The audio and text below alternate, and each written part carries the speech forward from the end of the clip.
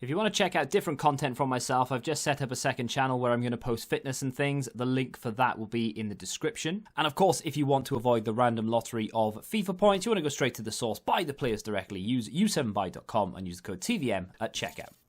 What is going on, guys? TVM here. Welcome back to a brand new video. And in today's video, we're going to talk about players that you maybe should or perhaps consider buying at the beginning of FIFA. And when I mean the beginning, I mean Ultimate Team. In the very first couple of days, these are the players you should be looking to pick up because they're going to be very, very useful for the first couple of weeks to get you going, to break back lines, to be able to play through the midfield and generally just fit the game well. Now, how do I know that they're going to fit the game well? Well, I don't know it 100%. However, from what we've seen in gameplay trailers and the leaked gameplay that was released, we can sort of get a general gist of how the gameplay is going to be. But also, I have been playing the beta. Now, you can't take it as sort of gospel that that's going to be what the game is like, because it very rarely is. The gameplay does change a significant amount between the beta and the full release, because obviously they receive their feedback and what have you. However, the building blocks are there, the general gist is in place, and I've played it, I would say about 30, maybe 40 games worth, so I kind of have a rough idea of what to expect.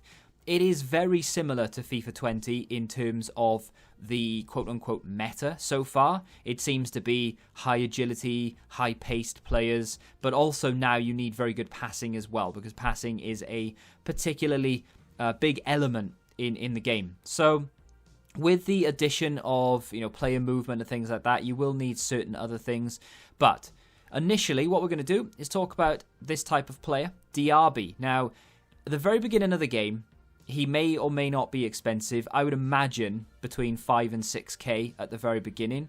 And he's had an excellent first season for Bayer Leverkusen. He's got 10 goal contributions in 18 starts. I think he's played about 25 games on and off, but 18 starts this season, 10 goal contributions. Very good considering he's not really a player that you would put first on the team sheet. Maybe after Kai Havertz goes, he will be. But I think that with his very high agility, his high pace, that is going to be a nice, cheap and cheerful player that you'll want to pick up at the beginning.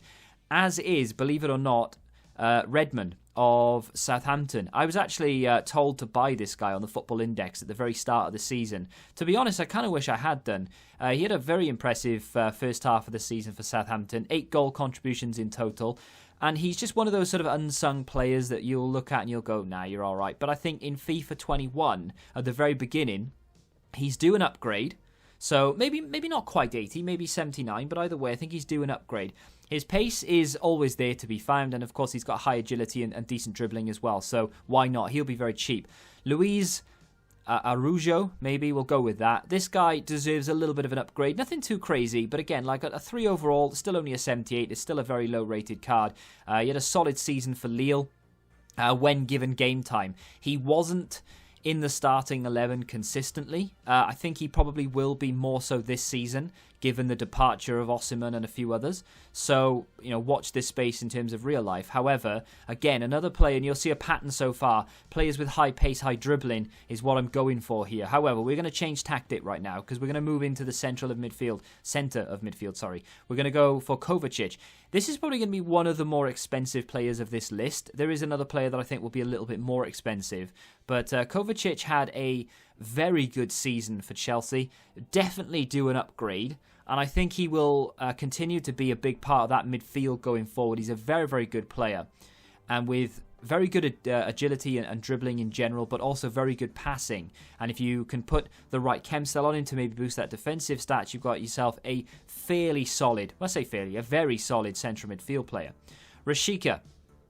This guy is one of those cards that is quite literally under the radar. Of course, Werder Bremen were very, very close to being relegated. They won their relegation playoff.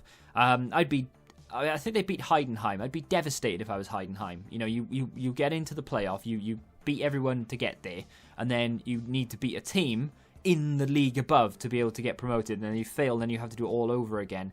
RASHICA got 13 goal contributions this season. Definitely a shining light in Werder Bremen's fairly bad season and a great looking card for FIFA. MIRANCHUK has newly transferred from Lokomotiv Moscow to Atalanta.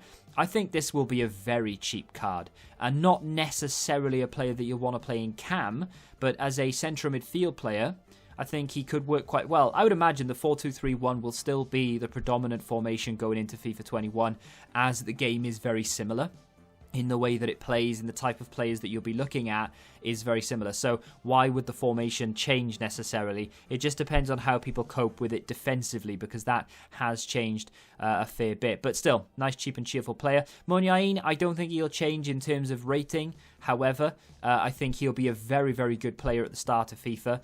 I don't think he's going to be one of the super cheap players, but still 4,000 or 5,000 coins, maybe a little bit more at the start of the game. Someone with such high dribbling, decent short passing, the sort of long passing and various like free kicks and things like that will often lower that passing stat, but his short passing, immediate passing is good, his vision is decent, he's got a little bit of pace to him for that cam role. I think he'll be very useful in the first couple of weeks of anyone's ultimate team. Now, moving on to a player that I'm going to struggle to pronounce the name of, MACHIS, not quite sure. I've literally just clipped him up to what is his first in form, an 81. Whether he'll go from 75 to 81, it's unlikely. Maybe 80, maybe 79. But it'll be within those three ratings, I would have thought. 13 goal contributions this season for Granada. They finished 7th, which I'm not an expert on Spanish football, but I would imagine they weren't predicted to finish that high in the table. They've done really well. I would imagine the majority of their squad will get decent upgrades, so why not?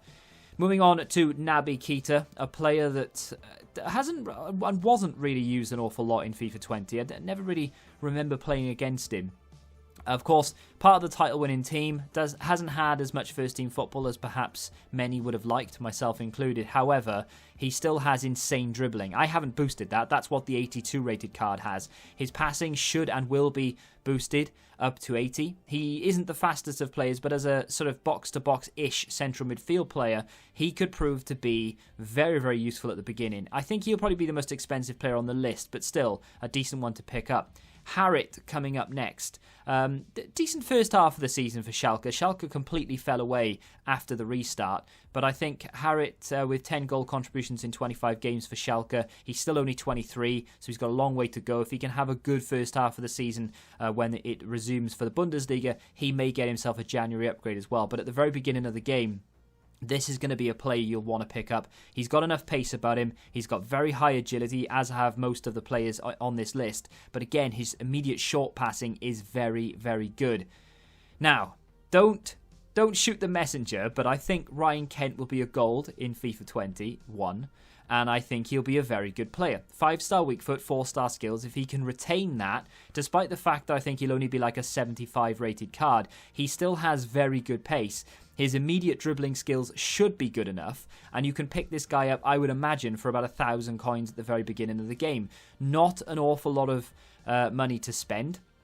And of course, he's done very well so far since the restart. 5 games, 3 goals for Rangers, linked with Premier League clubs as well. Watch this space. The final player on our list, David Neres. I think this player could be one of those that you keep in your team for a little while, to be honest. You know, kind of like the Willian, maybe even, not quite, but close to the Dembele of Barcelona. You know, you can use him for months and months at the start of FIFA 20, and I did. Neres is going to be one of those. It's not quite there, but with his links, obviously being Brazilian, he will link quite easily into many, many teams. Yes, it's not the easiest of leagues to link. However, you never know, he might make a move. I don't think he will, but he might do. But overall, I think because of his pace, his very high agility, his decent short passing, and then, of course, he's not terrible in front of goal in terms of finishing. It's just other things that let him down there. But he's going to be a very useful player. I can imagine he's going to cost you between 10 and maybe 15,000 coins at the start of the game, but it'll be one of those players that you'll look to invest in quite early on, I would have thought, and he'll be in your team up until when the screen cards are released, maybe even later than that. So bear it in mind. And, of course, if you want to see other players, so I've got a whole host of defenders that I was going to put in here, but, I didn't want the video to be too long. So I've got a whole host of defenders. We can make a video specifically for defenders. I've got more midfielders, and, of course, I've got strikers, because I don't think we've mentioned one single striker in this entire video. So if you want to see those, do me a favor and hit the like button. Drop a comment down below as well, letting me know what player you think will be very good at the start of FIFA 21. Subscribe to the channel if you're new. And until the next time, goodbye. Football Index. The game changed. Download the app now.